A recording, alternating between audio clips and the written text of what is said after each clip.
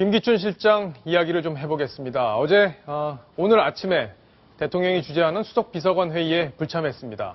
후임자 발표 내일이냐 모레냐 이런 이야기가 나오고 있는데요. 조수진 차장과 함께 또 자세히 알아보겠습니다.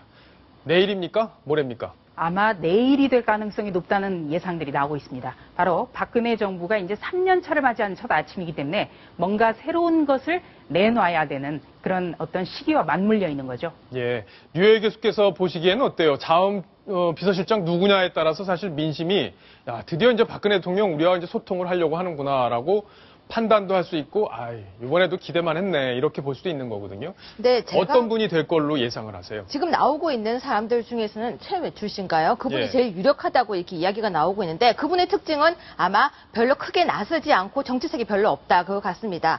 제가 볼 때는요, 우리가 이때까지 살아오면서 언제도 비서실장에 대해서 관심을 가진 적이 사실은 별로 없었습니다. 국민들이 비서실장이 누군지를 안 적이 별로 없었는데요. 예. 이렇게 방송이 많이 생기면서 누구더라, 누가 어떻게 한다 이렇게 얘기를 하는데 국민들의 마음은 정말 다 똑같을 것입니다. 누가 되든지 예. 그 사람이 어떻게 잘할 거라고 기대하는 것이 아니라 그냥 정말 좀 먹고 살 수 있게 좀 편했으면 할 것입니다. 누가 되시든지 제발 이번에는 민심 좀 읽어주시기를 부탁드리겠습니다. 예. 오늘 박근혜 대통령 회의에서 국수 얘기를 했습니다. 왜 국수 얘기가 나왔는지 궁금하실 텐데요. 직접 한번 육성으로 들어보시고 이야기를 이어가겠습니다. 우리 경제를 생각하면 저는 좀 불쌍하다는 생각도 들어요. 지난번 부동산 3법도 작년에 이제 어렵게 통과가 됐는데 그거를 비유로 하자면은 아주 퉁퉁 불어 터진 국수입니다.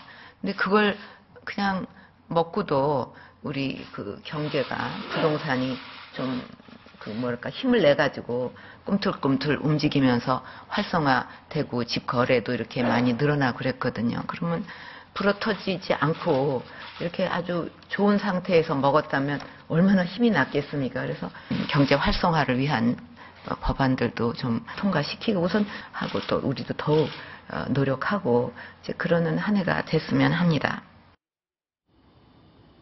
대통령 목소리에 힘이 좀 빠져 있다 이런 느낌이 좀 드는데 박성훈 논설위원, 네. 이 불어터진 국수 얘기 오늘 네. 처음 나온 건 아니죠?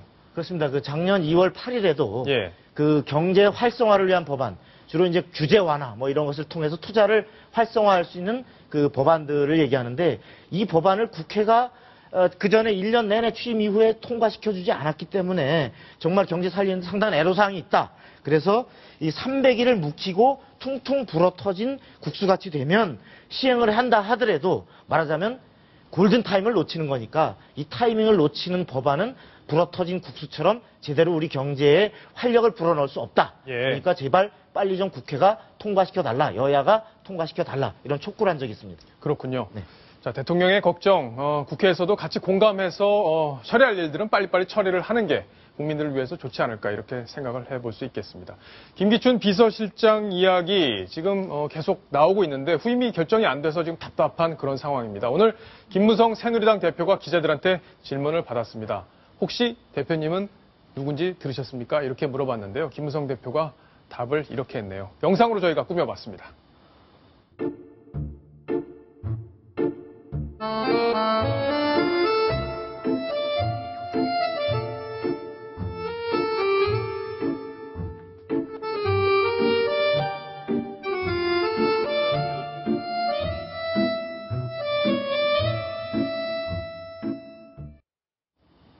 그런 거 나한테 말할 사람들이가 이렇게 이야기를 했는데 조수진 차장. 네. 그거 원래 당대표한테 얘기를 해야 되는 건가요? 아니면 상의 없이 그냥 진행을 하나요? 어떻습니까? 통상적으로 이 당의 핵심 당직을 맡고 있는 분들은 이미 사전에 알고 있죠. 예. 네, 저도 정치부 기자 대부분을 이제 그 여당 출입 기자를 오래 했었는데요. 새천년민주당과 열린우리당이라는 그 여당을 출입할 때 이 어떤 인사 그리고 어떤 정책 이런 거는 당 삼역 그러니까 대표, 원내대표, 사무총장 이 세 분을 주로 통해서 많이 취재를 했었습니다. 그래서 집권 여당의 대표 집에는 아침부터 가서 이른바 뻗치기도 많이 했고요. 밤을 새본 적도 있는데 이 지금 새누리당의 김무성 대표 오늘 발언 보니까 이 당청 관계가 정말 좀 예전과는 정말 다른 것 같습니다. 예. 정무 라인이 뭐 존재하지 않는 것 아니냐, 뭐 이런 얘기까지 나올 정도로 지금 정무에 대한 문제의식이 아주 팽배한 그런 상황인데 아마 그런 단면이 저런 식으로 드러나는 건 아닌가 걱정이 됩니다. 박성훈 논설위원께서 짧게 정리 하나 해주시죠. 후임 네. 비서실장 어떤 분이 돼야 된다. 이렇게 돼야 국민들이 마음을 좀 풀고 대통령 다시 한번 지지하겠다. 어떤 사람이 돼야 되는 겁니까? 지금 김기춘 실장 때 했던 그 정부에 대한 장악력, 예. 쉽게 해서 그 정책 조정까지를 휘어잡는 이 역할은 지금 정책 조정 수석, 현 정책 수석에게 맡겼습니다. 그래서 남아있는 비서실장의 역할은 역시 정치권과 그리고 정부와의 소통, 그리고 전체를 묶어내는 화합의 역할이 아니겠는가 예. 때문에 그러한 정무 감각과 함께 그러한 소통 능력을 갖춘 그런 실장, 거기에는 뭐 현역 의원의 경험도 아마 일정 부분 필요할 수도 있고, 무엇보다 중요한 것은 어떤 대통령을 보위만 하는 것이 아니고 말 그대로 밖에 있는 여론을 대통령에게 전달하고 조정할 수 있는 그러한 정무적인 능력을 가진 실장이 예. 되지 않겠나 싶습니다. 예, 박성훈 논설위원의 아주 정답을 이야기해 주신 것 같은데요. 내일쯤 발표될 걸로 예상되는 후임 인선 어떻게 되는지 저희도 면밀하게 지켜보겠습니다.